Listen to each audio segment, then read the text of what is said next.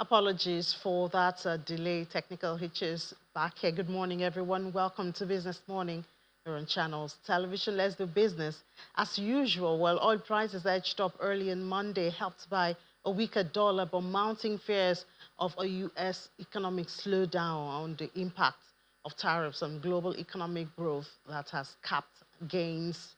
For the numbers this morning, we see Brent went up 27 cents, that's 0.39%, to $69.39 a barrel, while WTI, that's the U.S. West Texas Intermediate Crude Futures, gained 29 cents, that's about 0.44%, to $66.54 a barrel. The dollar index, which fell 0.5% to fresh 2025 lows on Tuesday, boosted oil prices by making crude less expensive for buyers and holding other currencies. But U.S. stock prices, which also influenced the oil market, fell again on Tuesday, adding to the biggest sell-off in months, with investors rattled over increased tariffs on imports and souring economic sentiment. Well, Trump's protectionist policies have shaken global markets.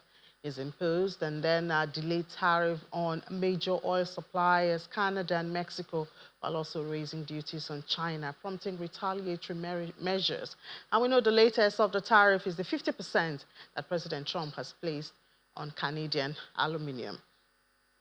We're still in the oil space. Nigeria's daily average crude oil production in February declined by about 5% from what was produced in January.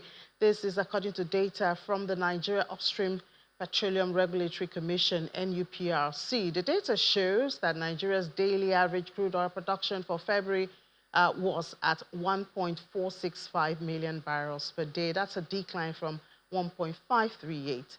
That was the record in January. The February production falls short of the country's OPEC quota of 1.5 million barrels. The data further shows that Nigeria recorded a total production of about 41 million barrels of crude oil in February, with 1.599 barrels and 4.194 barrels of blended and unblended condensate, respectively. This is less than the output that was recorded in January. And away from the oil space now, the African Development Bank, AFDB, and the Economic Community of West African States Commission, ECOWAS, well, they've signed a $12 million grant agreement to implement the Rice Resilient Value Chains Development Project and boost food security in West Africa. The agreement, which was signed by ECOWAS Commission President and the EFDB's Director General for Nigeria, the ECOWAS Commission headquarters in Abuja, is aimed at boosting public and private investment in rice value chains. The initiative is part of the Regional Rice Development Program financed by AFDB, which spans 15 West African countries. Now, the federal government of Nigeria expanded its bond listings with an additional 910.3 million units of its existing February 2025 bonds on the Nigerian Exchange Limited. A statement by NGX discloses that the supplementary listing includes 305.36 million units of 19.30% FGN April 2029 bond and 605.03 million units of 18.50% FGN bond February 2031 bond. The FGN bonds are debt securities issued by the federal government to raise capital for infrastructure projects and other development initiatives. With the new issuance, the total outstanding units for the 19.30% for April 2029 bond rose from 463.16 million to 768.52 million, while the 18.5% FGN 2031 bond increased from 2.1 billion to 2.71 billion. Well, talking about improving non-oil export standards come to mind, and that was the conversation at a meeting between the Standards Organization of Nigeria and the Manufacturers Association of Nigeria. It was held in Lagos.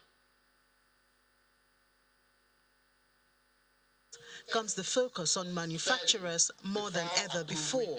Certification For this meeting, the Standards Organization of Nigeria is prioritizing them in their effort to strengthen mandatory conformity assessment program. The scheme, which is to ensure that Nigeria-made products are competitive at the global market and are being sold or exported, is the focus here. How do we conserve the forest or the foreign exchange we have? How to develop the country? You can see from the American perspective, like I was discussing with your Director General, every society, every organization is trying, every country is trying to protect its own. Because we know that you are the backbone for any successful any economic development. And standards is one of it. On his part, the Director General of MAN, Segun Ajayi Kadri, believes that manufacturers need acceptability so that smaller countries on the continent will not overtake the country. And this starts with perception. Deepening the confidence that we have in our standards. For us to be able to proudly demonstrate that our products are indeed up to standard. Even within Nigeria, we have skeptics who believe that manufacturers are not making quality products. Many of them often say that foreign products are far more qualitative and more effective, efficacious in terms of how they deal with what they are intended to do. But we must reaffirm our faith in our regulatory agencies. And I believe that it is in order to give us credibility that SON is rebranding, that SON itself is ensuring that we carry a logo that is typical of the quality of our products. Both SON and MAN believe that more meetings like this and necessary changes adopted would help consumers solve the challenge faced in buying substandard products and boost confidence on Nigerian brands. Well, we're still in the month of March and we're still celebrating women. Now, we have a great woman in Nigeria, an individual whom, just by the name, you would agree with me that she is an achiever. That's the founder of the Chair Center Group. Mrs. Ibukun Awoshika joins us in this celebration of women. Ms. Awoshika, good morning, and thank you so much for joining us on the program. Good morning. Thank you very much for having me. Great. So, I mean, it's still the month, so we're still celebrating. Even I learned you are in Dubai, and it's all in the bid to celebrate this International Women's Month. But what does this celebration mean for you? And over the years, what would you say are some of the benefits or the gains of celebrating International Women's Day? Well, I don't know if it's a celebration or calling attention to the issue of maximizing the talents and the gifts and the abilities that women bring and add to our nations. And so it's, to me, I consider that March makes us focus on the issues. Is there a lot to celebrate yet? In some ways, but because we're still so far away from where we need to be, there's still so many issues on the burner that need to be resolved in order to maximize the giftings that women have. I mean, women are 50% of the population of the world. And in our country, they're literally 50% as well. No right-thinking business person undermines 50% of their asset. It doesn't make any business judgment to do that. So no nation should. If we want to talk about our latent assets in our country, it will be our women and it will be our young people. And the way we invest in unleashing the gifts, the talents, and the abilities of that sector of our population will reflect directly on our national growth numbers. So recently you called for a mind shift. What would it look like, this mind shift you're talking about? I think there are two shifts we need.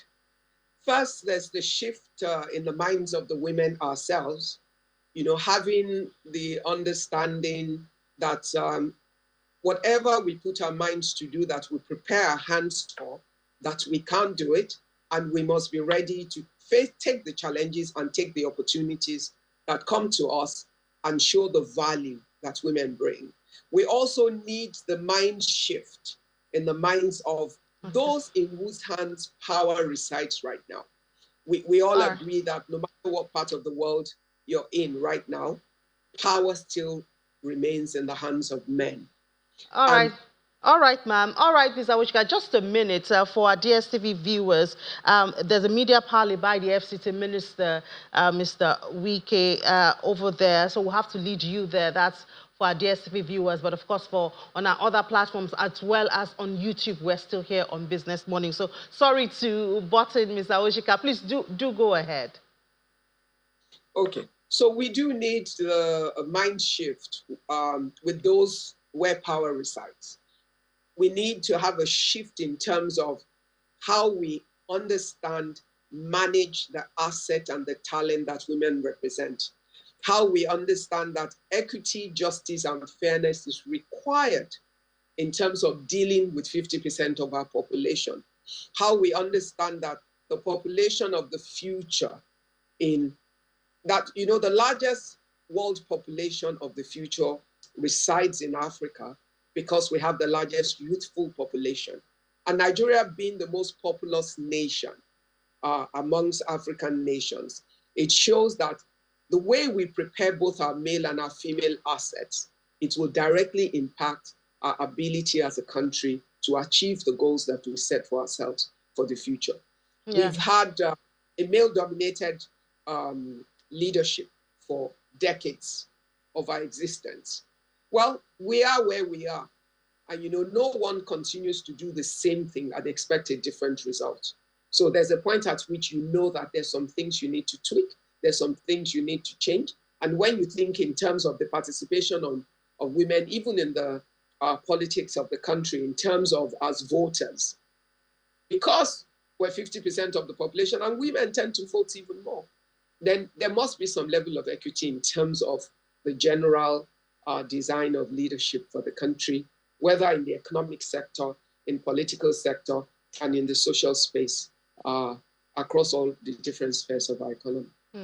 So, listening to, as expected, a lot of meetings and talks this period. And one thing that also comes out of conversations is the issue of managing our passion, our emotions. We are emotional, but some people have said that sometimes it does seem like that emotion has become a hurdle. So we're not able to take objective or think objectively to go through, especially when you come to decision making in businesses and finance. How true is this from your perspective? If you permit any narrative and you buy into it, then it will become the truth of the time and the season. There's nothing wrong with women and their emotions. And part of our learnings is how to manage who we are the best way to deliver on what we need to deliver. We are who we are. Women are wired in a certain way for value. Men are wired in a certain way for value. There are many limitations or opportunities in how the men and the women are wired. But what is key is that we need the collaborative work of men and women together in order for our nation or for the world to be in the right place. Because there's a reason why we have different strengths, but our strengths working together will result in what we need. So, yeah, we're emotional. So what? It's about our learnings and how we learn to manage our emotions for good. There's nothing wrong with being emotional, but how do we manage our emotions for good? That's part of what all our leadership programs and events and conferences they're about. Is about playing to the strengths, harnessing the strengths of women and fine-tuning other parts of who we are in order to make us the best leaders that we can be for the opportunities of the places where we sit. Yeah, so I'm glad you said, we're having leadership conferences and meeting. You're in Dubai for one of that. Because I have to tell you personally, we run this show every day of the week. And whenever you try to get a woman on the show, it's really, really hard, even when you give a long term notice. So it begs the question, are women themselves ready for the exposure, for the responsibility? Because if we're talking about gender equality, we want to be empowered, we want financing, it's also responsibility that we have to be ready to bear. So are we ready, actually? You know why I'm smiling? Because, we're still talking about some of the same things that when I'm a co-founder of Wimbiz, and when my colleagues and I started Wimbiz 23 years ago, these were some of the issues that we were asked. And we know how far Wimbiz has come, how many women have been empowered, developed, and energized through Wimbiz and many other platforms.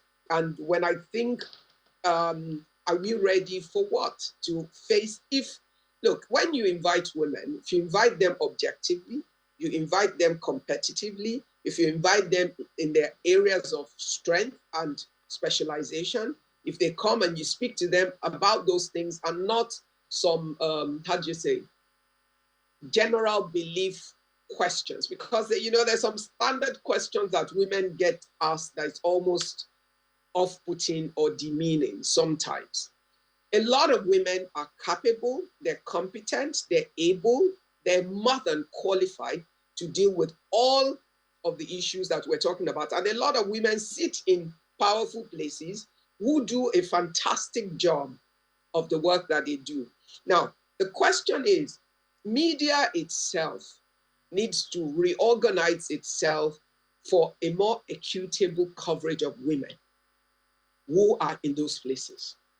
It's one of the things that's been used as a weapon against women is the media, whether it's soft media or it's major media, because there is a lot of economic misuse of media, and women don't know how to play some of those dirty games. And the ones who do, try to misuse it. Now, if there's justice and fairness and equity in the coverage of women in positions, in authority, and in the places where they sit, to get the facts and the truth and tell their stories as they should. If you ask them questions that make sense, I think you would have a lot more women willing to share and to contribute to the national discourse in order to add value. Because do they know what to say? Yes, they do. Are they smart? They're absolutely brilliant and up to the task. And they do perform on the job. I guess I'll have to look the way of Wimbiz more, Mr. Oshika. Perhaps that's what I've been missing, So I'll look that way more to get more women on our show, because I mean, for me as a woman, it will always be a pleasure to get women here on the program. And but share with us, it's everyone agrees you are successful. You're successful as a wife, as a mother, even in your religious area, you are successful. And then, of course, in the business scene, what would you say would be your secret that people can learn from to get to the heights in their different sectors and spheres? Okay, I don't know about secrets. I just know that I'm grateful to my parents for the values with which I was raised. I'm thankful for the institutions that nurtured me. I went to Methodist Girls High School, then I went to Ife. I'm grateful for the opportunities that I've been able to take and the many ways that I've been supported in doing that. I have learned how to stay focused on what I consider important to me and to apply myself in the best way to that. I have learned that human beings are one of the biggest assets in fact, that human beings represent the biggest asset on the face of the earth. And learning how to handle, relate, and deal with human beings, both up and down, makes a major difference to what you will do in life. I've also learned, above all, that my faith in God is my anchor, and that with God all things are possible. And as a Christian, the Bible says if you can believe, all things are possible. And I dare to believe God for many things, many times, and I'm willing to step forward and Start small, but build big on the long term. And valuing the fact that no man is an island. If you work collaboratively with people and you appreciate those who bring their talent to the table to support your talent, then you're able to achieve a lot more. And that whatever you do, if it's not impacting or changing the lives of others, then it's about you. But the giftings of God are usually for other people. I was watching something yesterday and someone said, if you look at the apple tree, the fruit that grows on it is not for the tree, it's for somebody else to pluck and eat. And every fruit tree that you see, that's not for them, it's for somebody else. So our gifts and our talents, are to bless and to create value in many ways for our community and the world. And we in turn benefit because of the value that we create. And I'm grateful also for a good support system at home, marrying a good husband who has allowed me or created an environment that has given me the liberty of expression, So all of those factors working together, none of which all of which we don't totally control. Some we have choices because you choose who you marry. We also make choices in life every day as we walk through our career. So we need to ensure that you also have the right kind of people around you. What's your circle of influence? Who are your friends, the ones that can speak to you on your trying day? How have you chosen them? How do you appoint those that you call your council, your accountability group, the ones that you're accountable to for the things you do, the ones that can call you to order when you do things. So when you set up a system around yourself, you allow God as the ruler of your life. If we're fortunate to have a good home system based on our choice of spouse and all that, and we're able to build a support system of friends and relationships that help us to keep standing when we should, I think somewhere along the line, the universe, through the grace of God, makes a way for us to do the things we've been called to do. Yeah, a whole lot put together there. But just before we let you go, we know you're really busy. You're there for the Influential Women Leadership Conference. Could you tell us who are those there? What are you? What can we expect, or what's going on there? Since we are not there, at least let's have a little bit of idea of what you're doing there in Dubai. Okay, the International Women Leadership Conference, I started in 2022. We had our first conference in partnership with Dubai Economy and Tourism in year 2022. So this is the fourth edition of it. It's women from around the world, largely of African descent. And we have women come from as far as Australia to the Caribbeans, the Americas, Europe, and of course, multiple African countries, and Nigerians being a large block, as I'm a Nigerian. They're largely women sitting in leadership and aspiring to leadership.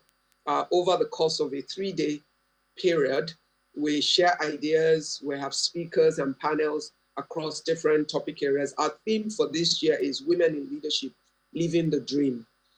So it's about us being able to pursue our dreams. What are the things that can make it difficult? How do we deal with them? Sharing learnings, connecting with one another, understanding that women do have power, but a lot of power that women have is isolated power.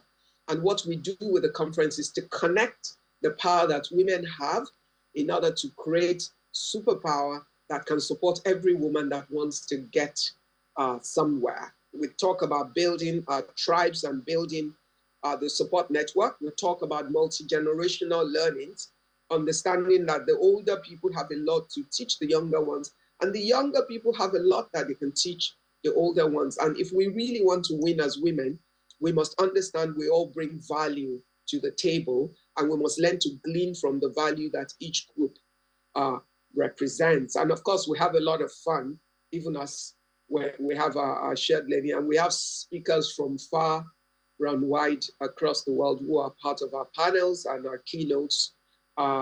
and all that. So yes, we've been doing this for 4 years now, looking forward to the 5th one in 2026.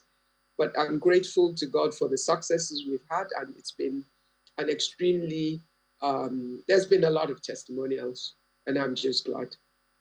Yeah, I'm glad with you too. Thank you so much. And congratulations for doing this 4 years, the success of it. And we wish you the very, very best, even as you continue to make impacts in the life of, well, not just women, but I guess families around the world. Because when you touch the life of one woman, you're touching her family in We actually extension. have men come to the conference as well.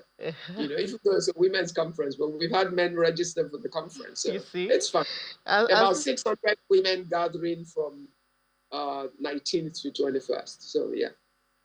All right. Well done, ma'am. Founder of the Chair Center Group, Mrs. Ibukun Awoshika. Thank you so much for joining us, and we wish you all the best in your conference.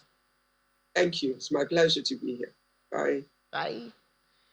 All right. So, well, give us this month to celebrate ourselves and find out some of those things perhaps that we can do better to be more impactful to you, the economy, and the family. Let's take a break now on Business Morning. When we come back, the maritime sector will be our focus. To stay with us.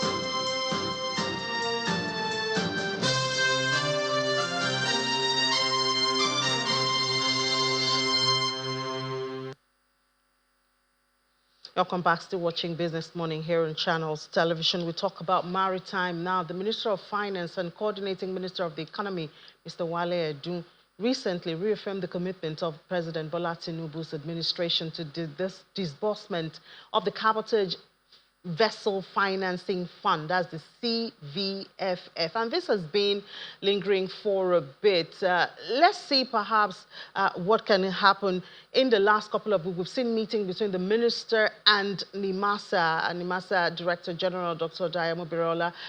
They led a delegation, they've had meetings. So we're looking at how to improve perhaps revenue from the maritime sector in Nigeria. And right here we have to discuss this Rear Admiral Andrew Okoja. He's retired. He's now the chairman, Mercury Maritime Concession Company Limited. Thank you so much for joining us. Good morning, sir. Good morning. So this fund has been a topic of conversation for a while. Yes. Now the government has said that they will pay the fund. Have you heard perhaps any move towards that fund being paid? Yeah, actually, the fund is not paying the fund. Is that the project which cost 27.29 billion US dollars, the financier needed a revalidation letter in regards to the first provisional approval which we had to develop the project, which is Extravos Seaport Industrial Complex project, a project that it has its cradle at Extravos in Delta State, and then it has it will directly benefit seven states, which are Delta State, Bayelsa State, Bayelsa State, Kogi State, Niger State, Anambra State, and then the FTC in Abuja. So this, I guess, is one of those things, because the government says that they want to maximize revenue from the maritime sector. So issues like this, you need revalidation and all of that seem to be stopping this. But have you had conversations with NIMASA, for instance, and government agencies that are in charge when we see the potentials in this sector that seems not to be explored? Yes. As a matter of fact, in January 2024, the financier came out boldly and said, look, I'm going to finance this project. All I need is the validation letter to do that. And then the validation letters were to come from Delta states and the federal government. Now, the Delta state gave us their own validation, and then we submitted to the financier. The federal government ministries that are responsible for this revalidation were the Federal Ministry of Industries, Trade and Investment, and then the Federal Ministry of Marine and Blue Economy. On the 14th of January, we had a global media parley, and then after that, the federal government invited, the Ministry of Trade and Investment invited us, and we had a meeting with which was chaired by the permanent secretary of the ministry. In that ministry, there were about 4 directors and a representation from the presidency. We made useful progress in that regard. Now, coming to the Ministry of Blue Economy, Marine and Blue Economy, we are talking to them, and they have assured us that, look, this matter will be resolved soonest. So there was a misunderstanding. They thought, that we had reached levels 4 or 5 in the development of this project, which meant that we would have been dealing with the Bureau for Public Procurement. So the processes, are you saying that perhaps sometimes these procedures, yes, of how to get validation and, these, are they deterring factors to investors in the maritime sector? Well, I wouldn't say they are deterrent factors if only those who are involved, the civil servants, respond in time. But what we discovered that there was a misunderstanding. What we actually needed is revalidation, but they thought we had started in full. We're about step 4 or step 5. So now that this misunderstanding has been clarified, I believe that they will respond faster, particularly the Ministry of Marine and Blue Economy. We are talking to them quietly, but I think something is going to happen very soon. We needed these validations to give the financier comfort that the money he's spending is secured, so that they can now move. The first stage of it is the acquisition of the land, which they were prepared to do as soon as possible. All right, but apart from this, yes, I'm trying to look at the bigger picture. Yeah. At the Maritime. Yes. How are things going? Do you have, we talk about the ease of doing business. Do you have it there? Do you have enough incentives, attraction for investors to come on board? Well, I think the question of ease of doing business, the better person to talk about is those in the ministry. But I'm talking to you. Since yes, you are a partaker, you are a player in the industry, from your experience. Well, from my experience, I think we had some challenge which bordered on response. Because I give you an instance. The financier in January 2024 said we're going to invest it. We are now in, it's now about 13 or 14 months, and we haven't taken up. So, well, I would think this may not be too good, may not be good enough, but it's not for me to address. But what is important now is that we are beginning to receive attention so as to deliver this project. So would you say we're on the right track to maximize our potentials in the maritime sector? Well, insofar as in the country, generally, Nigeria. Well, I don't think I'm in a position to respond to this, but for my own project, I'll tell you, because I know that we have some great deliverables to deliver to this country, which to Nigeria. For instance, we bring in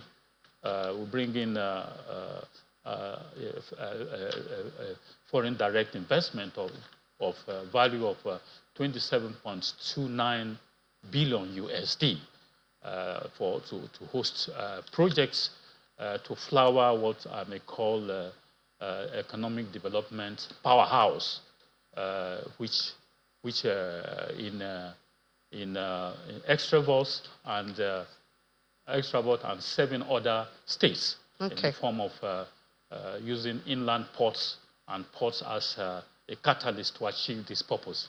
All right. Rear Admiral Andrew Okoja, retired chairman, Mercury Maritime Concession Company Limited. Thank you so much for your time on the program. Thank you very much for receiving me. All right, let's go to the global news space now and see what's happening there. Will is standing by.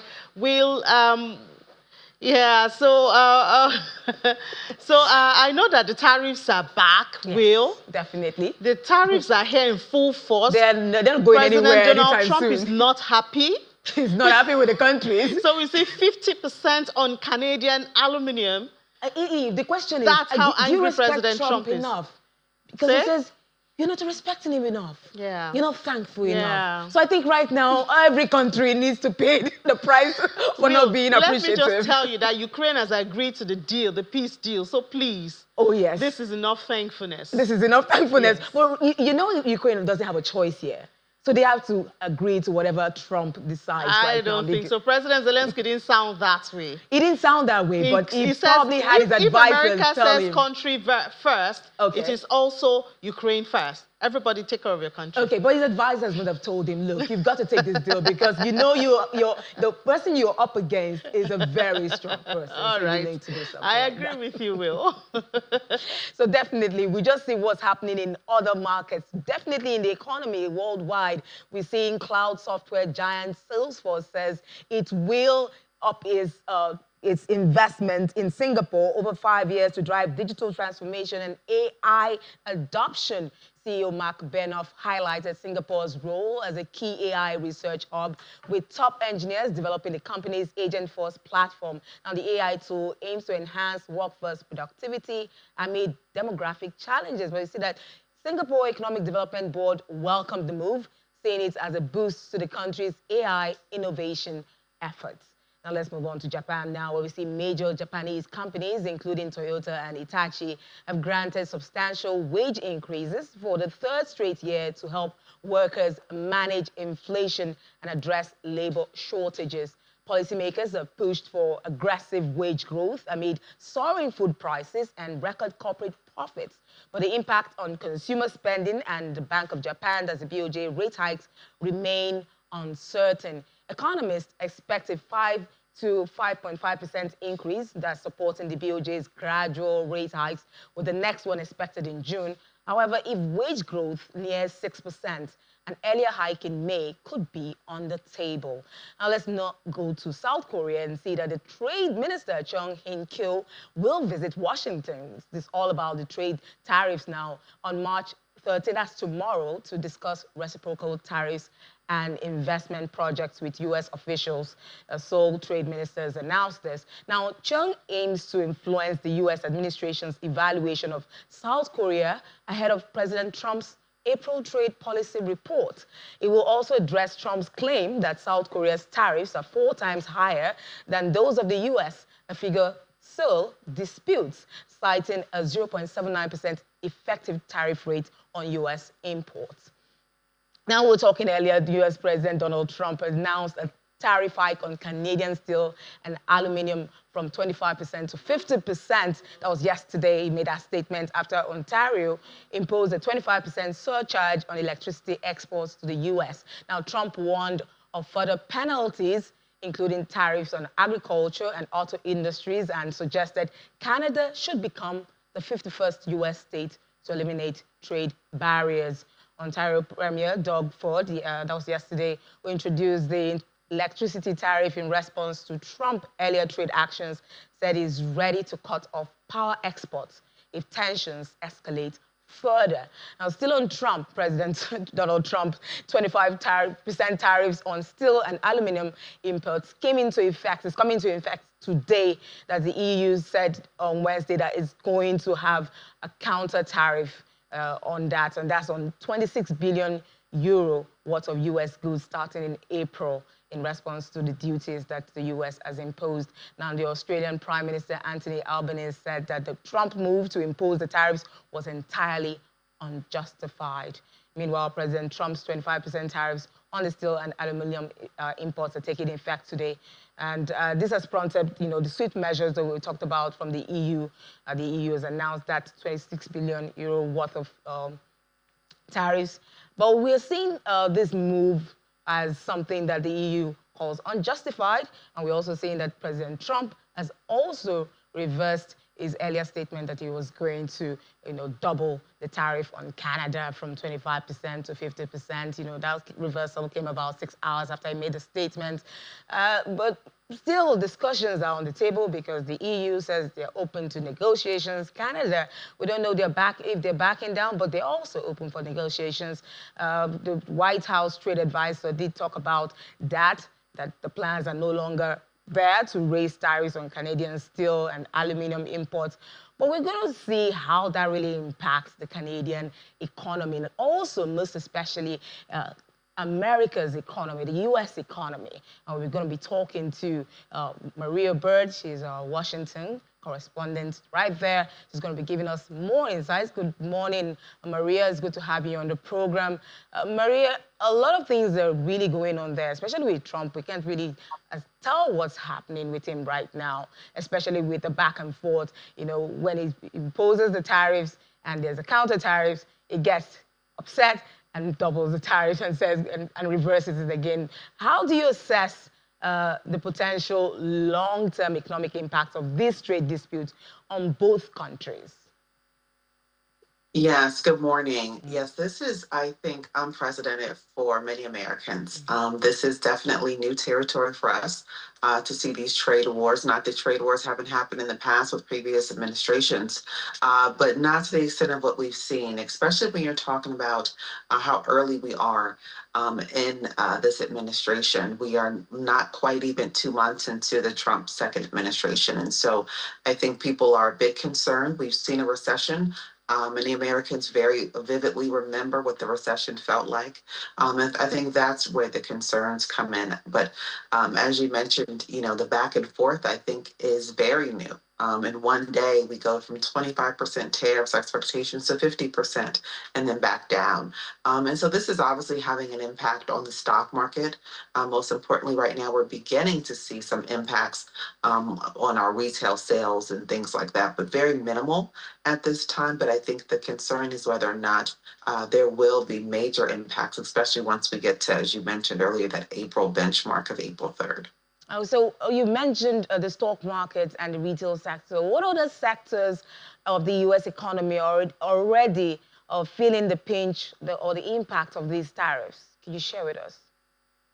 Well, what we're kind of seeing is it looks as if home prices, and especially if you're trying to build a home, some of the materials that are needed to build homes, the concern is really around not only we obviously just came out of a period where we were anticipating or dealing with long time periods before you could get goods that travel globally, just as a result of kind of trying to get those production and those resellers back in play after COVID, and how to kind of restart the engine around shipments and getting things in a timely manner. So obviously that had an impact on us.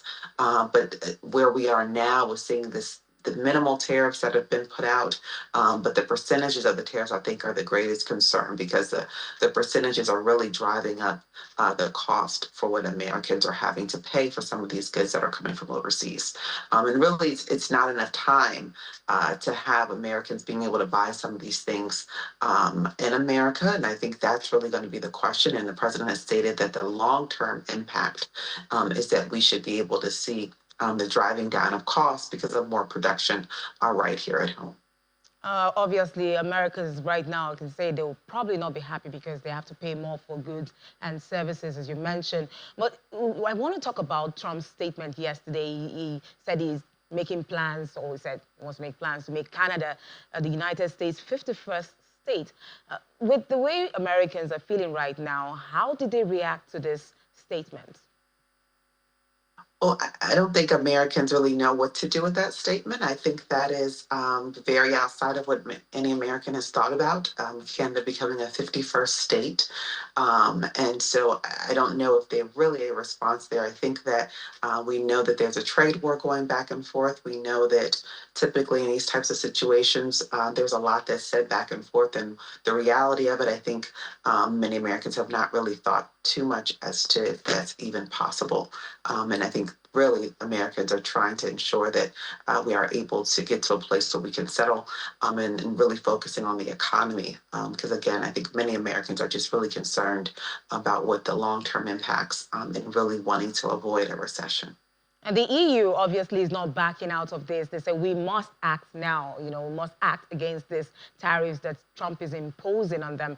So do you think we're going to see more counter tariffs, counter measures coming up? And how far do you think this is going to go from what you've seen out there? I think we are going to have a back and forth, but I think there's obviously a greater strategy with this. I think that this is really around getting people to the table to discuss trade. And I think that is ultimately, I think, where the administration is trying to go, is trying to revamp and relook at how the U.S. has been trading with other countries. And I think now the other countries are definitely being brought to the table. I think that they're wanting to be part of the discussion. I think that we are going to definitely see new trade relationships globally, especially as it relates to the U.S. and other countries. So I think that's really what this is going to begin to impact, is really waking up the trade partnerships, the way in which we've traded. And I think in a few months, or maybe it'll take a year, we will definitely see a difference in the way in which the U.S. trades across the globe. Thank you so much, Maria Bird, the Channels TV correspondent right there in Washington. Thank you for joining us this morning.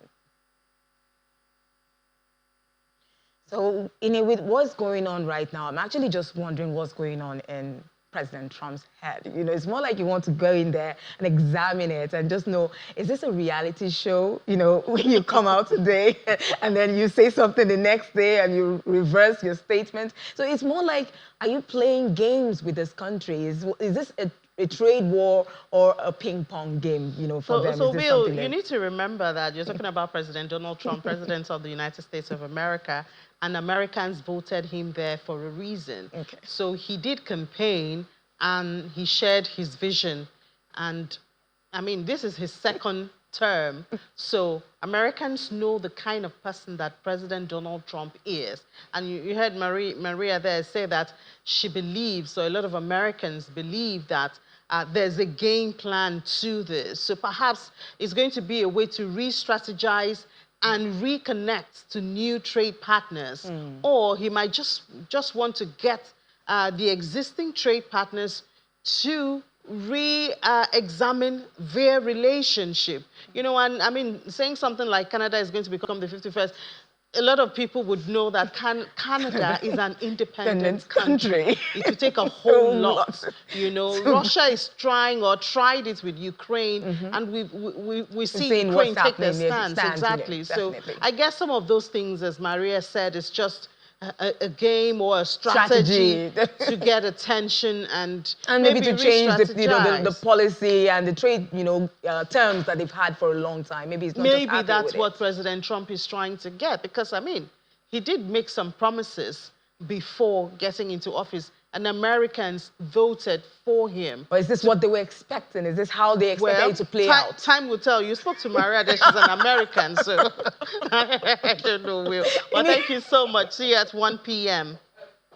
All right, now just before we let you go on Business Morning, let's see how the market closed yesterday, back in the red territory after just one day of positive trade, down 0.43%. Almost 0.5%. I believe the loss was about 250 billion naira that was shaved off the market.